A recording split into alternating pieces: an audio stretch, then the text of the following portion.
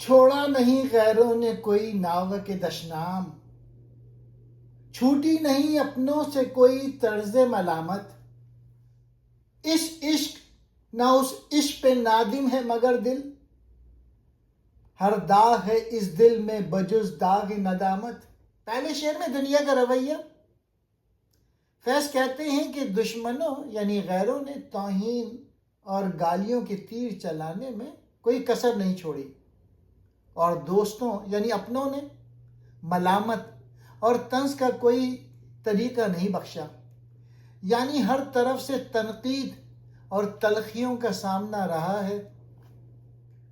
دوسرے شعر میں دل کی کیفیت، اتنی مشکلات اور تانوں کے باوجود یہ دل اپنے عشق پر ذرا برابر بھی شرمندہ نہیں ہے۔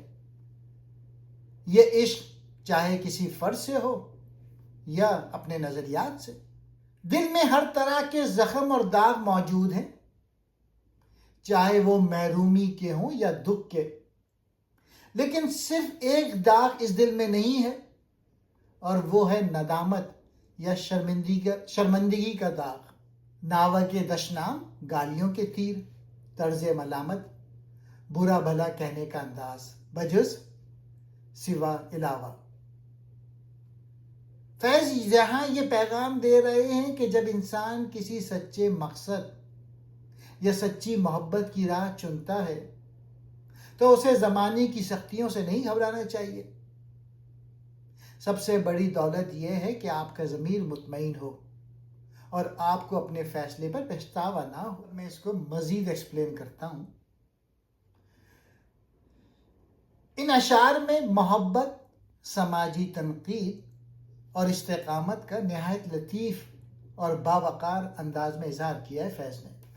فیض کی شاعری میں عشق اکثر انقلاب سے محبت، انسانیت سے محبت، آزادی سے محبت، سچ سے وابستگی کی علامت ہوتا ہے۔ یہ شعر ان تمام لوگوں کے لیے حوصلہ ہے جو کسی بڑے مقصد کے لیے تنقید اور مخالفت برداشت کرتے ہیں۔ یہ شعر ہمیں سکھاتا ہے سچا عشق قربانی مانگتا ہے، مخالفت سے گھبرانا نہیں چاہیے، اصل کامیابی ضمیر کی تسلی ہے۔ اس سے مراد نظریے اور مقصد سے محبت ہے۔